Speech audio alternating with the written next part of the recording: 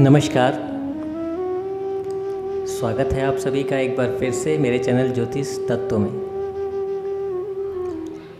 नवरात्रि श्रृंखला को आगे बढ़ाते हुए हम आज बात करेंगे नवरात्रि कलश स्थापना की और माता शैलपुत्री की पूजा कैसे करें।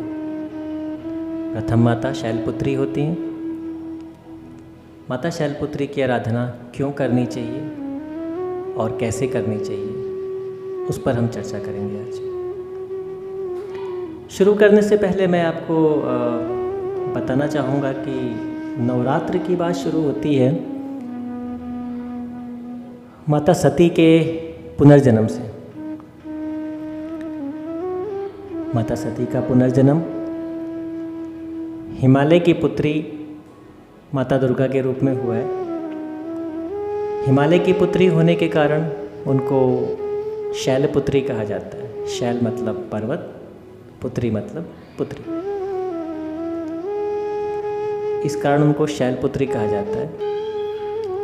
इनका नाम हिमावती और पार्वती भी है। इनका वाहन वृषभ होता है और इनकी आराधना से कई सिद्धियों की प्राप्ति होती है। जैसा मैंने बताया, शैलपुत्री की आराधना से हमें बहुत सारी सिद्धियों की प्राप्ति होती है।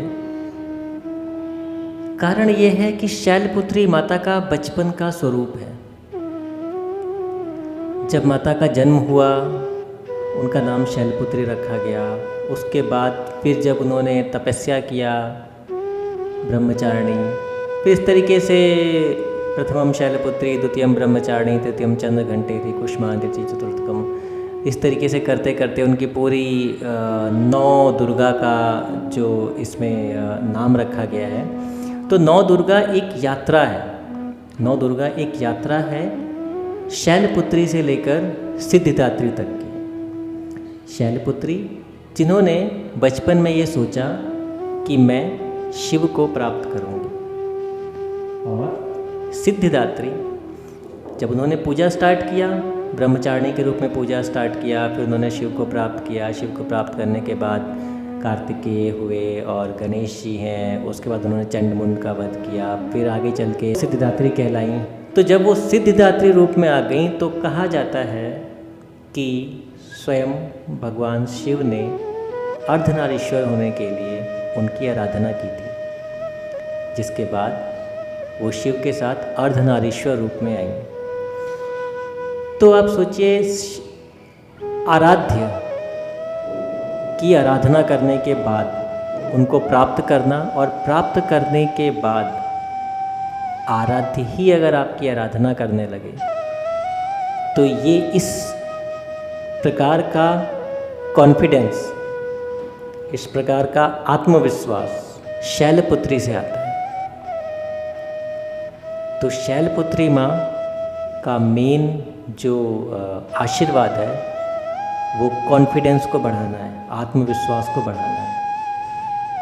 अच्छा, अब ये यात्रा शुरू होती है शैलपुत्री से और जाती है शिव तक। अगर हम अपने शरीर के चक्रों की बात करें तो हमारा मूलाधार चक्र जो होता है वो शक्ति का स्थान है, और शक्ति यानी कि देवी, और देवी यानी कि शैलपुत्री। शैलपुत्री का स्थान मूलाधार चक्र है। उनकी यात्रा वहाँ से प्रारंभ होती है और हमारे बाकी चक्रों में होते हुए, हमारे समस्त चक्रों से होते हुए, जब वो सबसे ऊपर का चक्र जो शिव का चक्र होता है वहाँ तक पहुँच जाती हैं, क्राउन चक्र जिसको बोलते हैं, वहाँ तक पहुँचती हैं। वहाँ उनको शिव की प्राप्ति होती है, और शिव की प्राप्ति के बाद सिद्धिदात्री का स्वरूप और महागौरी का स्वरूप आता है। तो ये एक पूरी एक यात्रा है, और इसी यात्रा को सिद्ध करने का पर्व नवरात्रि है। नवरात्रि में हमारा पूरा ध्यान अपने कुंडलिनी जागरण की तरफ होता है। कई लोग अपनी कुंडलिनी जागरण नवरात्रि में करते हैं, क्योंकि ये मूलाधार चक्र से लेकर क्राउन चक्रा और समस्त चक्रों से होते हुए क्राउन चक्रा तक पहुंचने का एक पर्व है। इस पे हम इस समस्त चक्रों पे ध्यान देते हुए अपनी कुंडलिनी जागरण कर सकते हैं, और कुंडलिनी जागरण होने से हमें एक अद्भुत शांति का एहसास होता है। प्रथम दिन नवरात्र का बहुत महत्वपूर्ण इसलिए ही होता है क्योंकि उस दिन हम अपनी एनर्जीज़ को चैनलाइज करते हैं। व्रत रखने से हमारा पूरा फोकस मूलाधार चक्र पे होता है। व्रती को ये बात बोली जाती है कि आप अपना पूरा ध्यान मूलाधार चक्र पर रखें। अच्छा, अब बात ये आ गई कि जिनको ये पता नहीं है कि भाई मूलाधार चक्र पे तो हमने कभी सोचा ही नहीं इस तरीके से, तो वो लोग भी जो काम करते हैं, माता को लाल वस्त्र चढ़ाते हैं। लाल वस्त्र मूलाधार चक्र का रंग है, हम काम वही करते हैं। मिट्टी का कलश, कुछ लोग तांबे का कलश चढ़ाते हैं, तांबे का कलश स्थापित करते हैं। पहले ही दिन कलश स्थापना करना, मिट्टी का कलश हो या तांबे का कलश हो, कलश की स्थापना किया हमने। मूलाधार चक्र सबसे नीचे होता है, और जब मिट्टी का कलश स्थापित करते हैं हम, तो वो भी इस बात का प्रमाण है कि हम कहीं न कहीं ज़मीन से जुड़े हुए हैं। मूलाधार चक्र आपको स्थिरता प्रदान करता है, स्थिरता प्रदान करने में मदद करता है। वैसे ही माता शैलपुत्री का आशीर्वाद भी आपको स्थिरता प्रदान करता है। चंद्रमा से संबंधित कोई भी समस्या माता शैलपुत्री की आराधना से दूर होती है। कारण आत्मविश्वास की वृद्धि।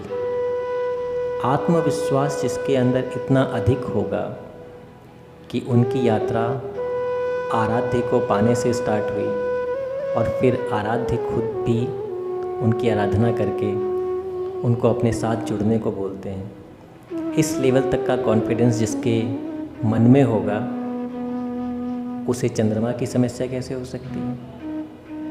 चंद्रमा की समस्या से इंसान को डिप्रेशन हो जाता है, मन स्थिर नहीं रहता, मन चंचल रहता है, बहुत सारे विचार आते हैं, कुछ भी स्थिरता नहीं मिलती है। तो मूलाधार चक्र आपको स्थिरता प्रदान करता है। माँ शैलपुत्री की पूजा आपको कॉन्फिडेंस देती है, आत्मविश्वास देती है। इसलिए नवरात्र में प्रथम दिन शैलपुत्री की पूजा की जाती है। शैलपुत्री का रंग लाल, पसंदीदा रंग लाल। इनको आप सफ़ेद कनेर या गुड़हल का फूल चढ़ा सकते हैं। अब बात करते हैं कलश की स्थापना की। हम माता की पूजा शुरू करते हैं नवरात्र के प्रथम दिन। उस दिन हमें एक मिट्टी का कलश लेना होता है। हम कलश की स्थापना करते हैं। कलश की स्थापना के लिए हम मिट्टी का कलश लेते हैं। मिट्टी के कलश के ऊपर मिट्टी का ही एक पात्र लेकर उस पर चावल रखते हैं। चावल को हम रंग भी सकते हैं, केसर के रंग से रंग सकते हैं, जिसका अर्थ ये होता है कि परमात्मा यहाँ पर आएंगे और परमात्मा यहाँ पर उपस्थित हों। जनरली केसर का रंग परमात्मा का एक खास रंग माना जाता है। कलश के अंदर हम जल डालते हैं, जल से उसको भरते हैं, और जल से भरने के बाद उसके अंदर दुर्वा, कुश, सुपारी, पुष्प, इन सबको डालते हैं, और साथ में कुछ सिक्का भी डालते हैं। उसका भी अर्थ होता है कि हमें दुर्वा के समान जीवन शक्ति, और कुशा के समान प्रखरता, सुपारी के समान स्थिरता, फूलों जैसी खुशी, ये सब चीज़ें, और जल के समान समस्त चीज़ों को ग्रहण करने का, जल सब में मिक्स हो जाता है, उसका गुण हमारे अंदर आए।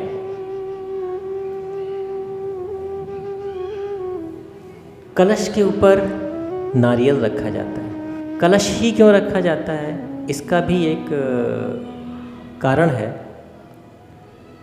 कलश समस्त ब्रह्मांड का प्रतीक माना जाता है। उसमें समस्त देवी देवता, समस्त पूजनीय नदियों और पर्वतों का स्थान माना जाता है। कलशस्य मुखे विष्णु, कलश के मुख में विष्णु का वास बोला जाता है, इसलिए कलश की स्थापना की जाती है। और कलश के ऊपर नारियल ही क्यों रखा जाता है? कलश के ऊपर नारियल इसलिए रखा जाता है क्योंकि नारियल आपके घर की नकारात्मक ऊर्जा को शोषित करता है, नकारात्मक ऊर्जा को ग्रहण कर लेता है। यदि आपने कभी शांभवी देवी का नकारात्मक ऊर्जा को हटाने का तरीका कहीं देखा होगा, सुना होगा, तो आपको पता होगा वहाँ पर नारियल, शांभवी देवी का ध्यान करके हम नारियल को लेके अपने घर में घूमते हैं, तो जहाँ पर निगेटिव एनर्जी होती है वहाँ पर हमें नारियल में थोड़ा सा हलचल महसूस होती है। तो ये एक तांत्रिक उपाय होता है और इससे हम घर की नकारात्मक ऊर्जा का पता कर सकते हैं। तो इसलिए नारियल को जब रखा जाता है कलश के ऊपर, तो उसके पीछे तात्पर्य यह होता है कि ये नारियल हमारे घर की समस्त नकारात्मक ऊर्जाओं को शोषित करेगा, समस्त नेगेटिविटी को अपने अंदर ले लेगा। नारियल को लाल वस्त्र से बांध के रखते हैं और कलश को भी लाल वस्त्र से बांध के उसके ऊपर मौली से उसको बांध देना चाहिए, क्योंकि लाल वस्त्र माता को प्रिय है। इस प्रकार से हम कलश को स्थापित करके उस पर रोली से टीका चंदन लगा के धूप बत्ती जलाकर उसका पूजन करते हैं। नारियल के साथ कलश की स्थापना ये हम हर पूजा में करते हैं, हर पूजा की शुरुआत में करते हैं। पर्पस सबका सेम है। तो शैलपुत्री की आराधना हमने शुरू किया, शैलपुत्री देवी का ध्यान किया और शैलपुत्री देवी के ध्यान के साथ हमने नारियल स्थापित किया। मंत्र कौन सा बोलना है? देवी माता के मंत्र बहुत सारे हैं। शैलपुत्री के लिए अगर आपको स्पेशल मंत्र पढ़ना है वो है ओम ऐं ह्रीं क्लीं शैलपुत्रे नमः। इस मंत्र को आप 108 बार जाप कर सकते हैं उस दिन।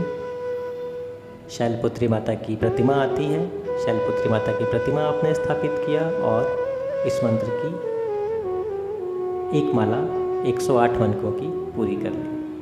वंदे वांछित लाभाय चंद्रार्ध कृतशेखरां वृषारूणां शूलधरां शैलपुत्रीं यशस्विनीं। ये शैलपुत्री माता के ध्यान का मंत्र है, जिसका अर्थ ये होता है कि मैं शैलपुत्री माता की पूजा करता हूँ, जो मेरी सारी इच्छाओं की पूर्ति करेंगी, जिनके सर पर चंद्रमा है, जो वृषभ की सवारी कर रही हैं और उनके हाथों में एक त्रिशूल है। ये उनका ध्यान मंत्र है। तो ध्यान मंत्र किया और ध्यान मंत्र के बाद हमने उनका बीज मंत्र पढ़ा, जो मैंने आपको बताया वो उनका बीज मंत्र था, ओम ऐं ह्रीं क्लीं शैलपुत्रे नमः। तो इस प्रकार से आप माता शैलपुत्री की आराधना करके उनको प्रसन्न कर सकते हैं और उनका आशीर्वाद प्राप्त कर सकते हैं। तो आज के वीडियो में इतना ही।